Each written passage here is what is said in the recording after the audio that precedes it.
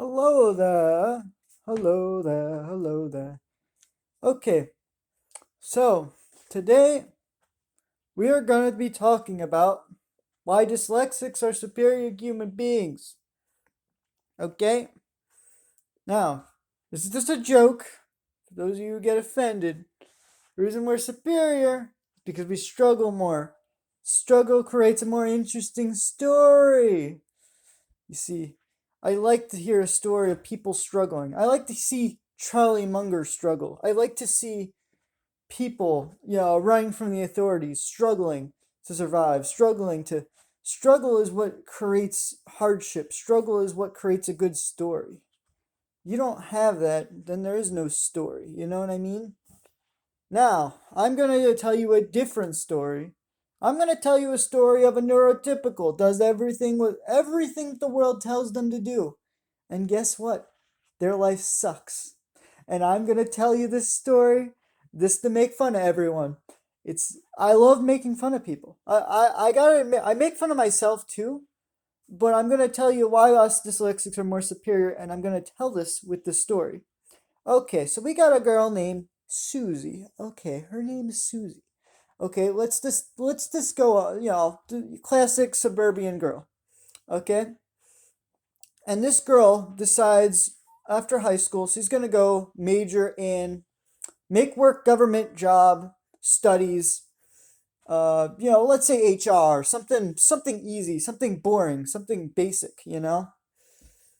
And this person's never going. Their highest achievement is getting that degree. Do you really want that to be your highest achievement in life? Uh, is your life so meaningless that your only achievement is a piece of paper? That must really suck. I don't really have any achievements. I mean, I make music. I feel better making music than getting a piece of paper. I feel way better about my music than I ever do about my high school diploma. Because at least it's something I enjoy more than going to school. But that being said, she probably enjoyed going to school. But I'm going to make fun of her anyway. So she goes and gets this job, this so easy job. Then she complains that she's not making enough money to live off of. Well, the reason you're not making enough money in the first place is because your job's not demanded. Your job is either funded by a corporation, a big corporation that needs HR for some reason, or it's funded by taxpayers. Let's say she worked in education or I don't know, some sort of special education therapist, right? By the way, screw those special education therapists. They screw me over. Being a dyslexic, all they do is sell. They sell to people, and the more dyslexic students they get, the more money they get. That's how the taxes work in the U.S. So they're totally incentivized to tell every kid that they're dyslexic. Anyway, that's besides the point. I could be wrong on that, but that's besides the point. Basically,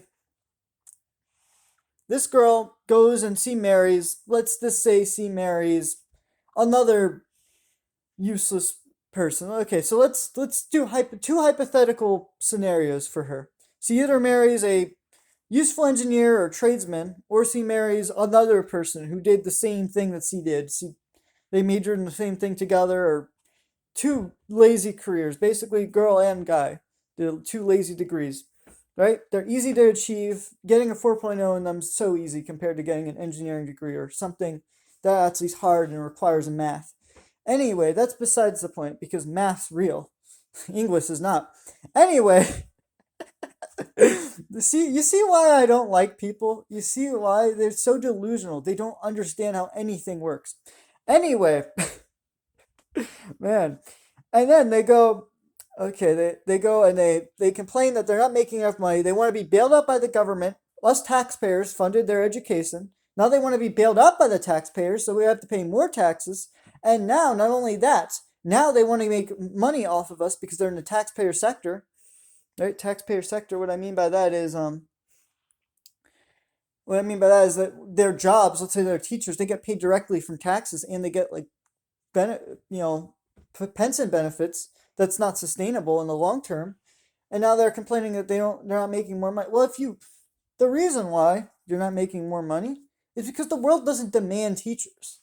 Okay, what do teachers create? I honestly want you guys to answer this. What do teachers create? They create debt slaves like those two people I just mentioned, the two married couple. Now, let's say the girl married an engineer or tradesman. Very smart on her.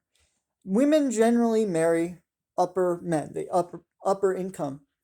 Uh, you know, and so in let's say in both scenarios they have kids. Okay, let's say in both scenarios he married the lazy girl, the lazy guy, or the rich guy, so wealthier guy, right? Both scenarios, right?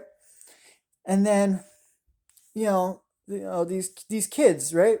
In both scenarios, because the father isn't paying much attention, either the father is protesting, getting his useless job, his useless degree, with the wife, or he's working so hard as an engineer, he's not doesn't have time to pay attention to the kids. The kids get outsourced to the schools in the state.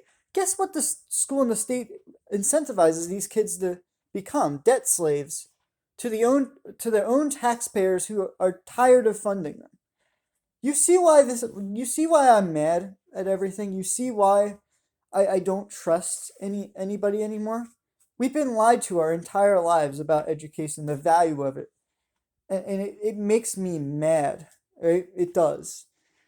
Um and so okay, let's say hypothetically that this girl didn't follow the traditional path. Let's just say she had dyslexia and she's not going to rely on no man. She's going to actually be independent and stop asking for government handouts, right? Independent man, fist bicycle, need no man, fist bicycle trademark, okay? So she goes and she claims all those things, right? She's independent, fist bicycle needs no man trademark, right?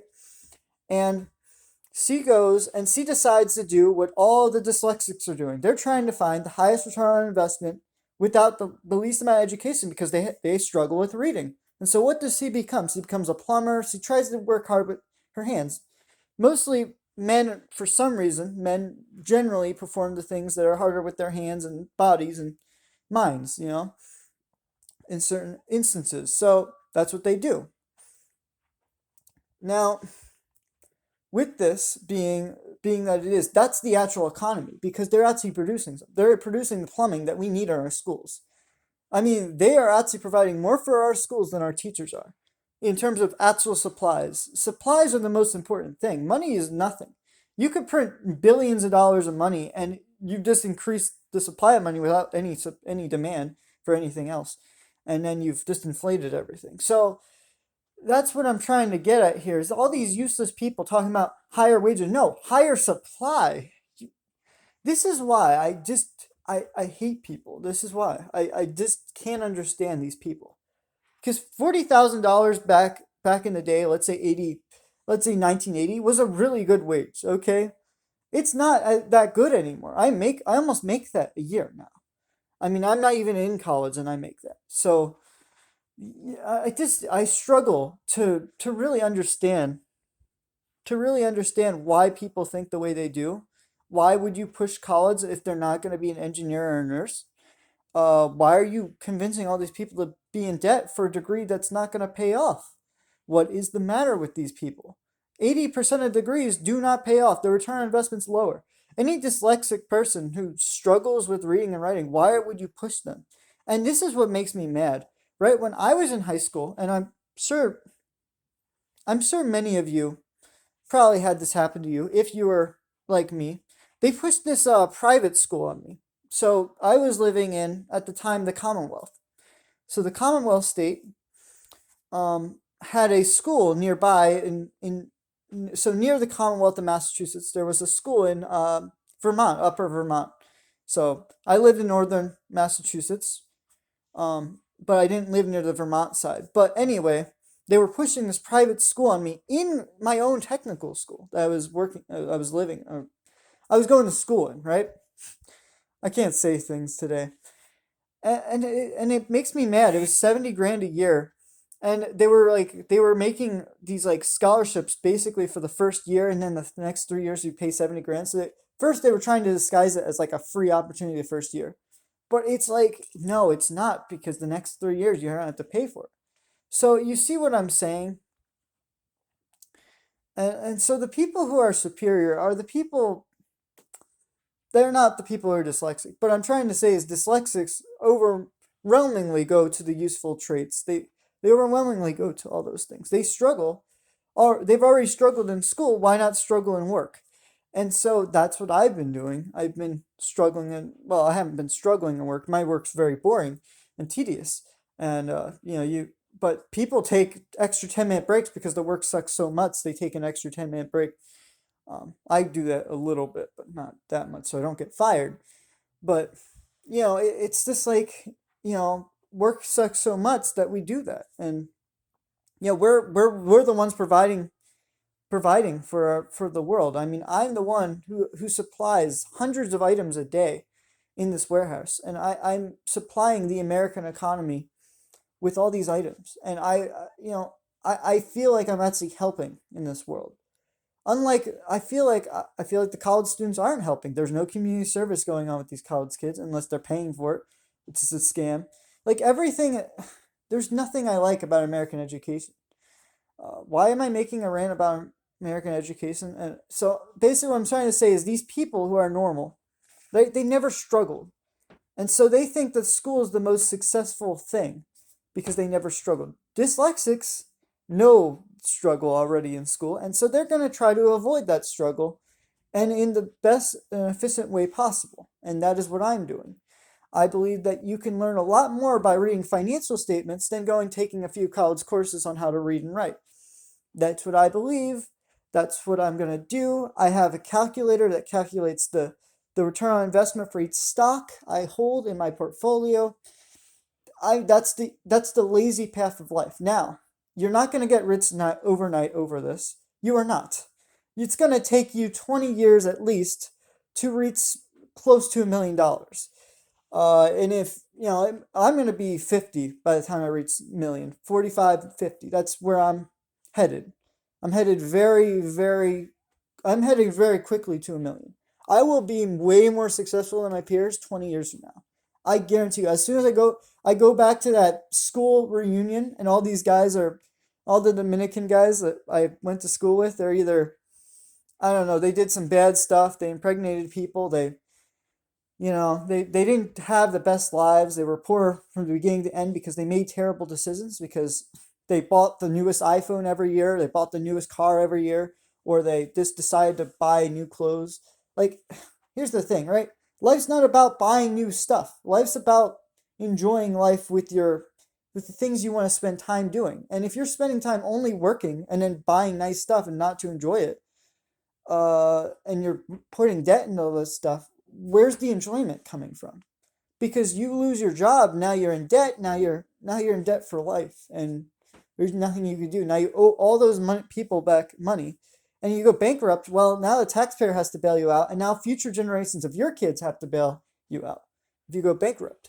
And so, I mean, I guess you don't care because it's you, and you don't care what happens after you die. But I want people to be more self thinking than that. And so all these politicians, all these people who just don't think the way I do, they're never going to fix it, and we're never going to. And so we have to accept the decline. We have to accept it. It's over. The decline has already begun. You just live through it and you laugh at everyone. That's how that's why I make these videos. It's only to laugh at the stupidity of these neurotypicals. Meanwhile, us dyslexics are going to get wisen up and smart and know how to profit off these sheep. And so my whole life is to prove everyone wrong. I run faster than anyone. I run faster than most people. I can I can beat them in the stock market. I can do anything I want. And I believe I can achieve anything I want. I do not believe I'm a victim. I believe these people themselves have turned themselves into victims by accepting these student loans, by going and signing away on a McMansion, by going into credit card debt, by going and buying cryptocurrency that they don't understand, by going and, well, I don't know about the cryptocurrency. Maybe I'm wrong on the cryptocurrency, but anything else for that matter, right? These people are enslaving themselves to these ideals or these grand illusions of that they can just maintain their lifestyle when actually you really can't. It takes many years of sacrifice to get even a really good a really good lifestyle. Warren Buffett has the same lifestyle as me, pretty much. He buys McDonald's. The only difference between me and him is he has a jet. Like he's $100 billion. He doesn't do anything with it. He just has a jet. He maintains it with some mechanics, but that's it, right? That's the only difference between me and Warren Buffett. If me and Warren Buffett have the same lifestyle, and despite him having more money than me, there's no goal to have more money. It just seems nicer to have it. Now, granted, the more money they print, the less me and Warren Buffett and everyone else who actually work for a living, we're going to suffer, and our future generations of our kids are going to suffer, and all that down the line. Humanity will suffer greatly. I do believe that the next 10 to 20 years, there will be a decline. Now, after the 2020s, if the decline has passed, I believe we'll do better.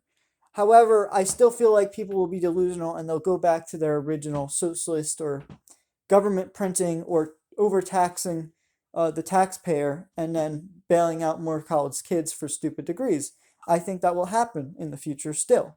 I think there's nothing to stop the trillion-dollar education bubble, and there's nothing you can do. And the US dollar did lose 20% of its value over the last couple of days.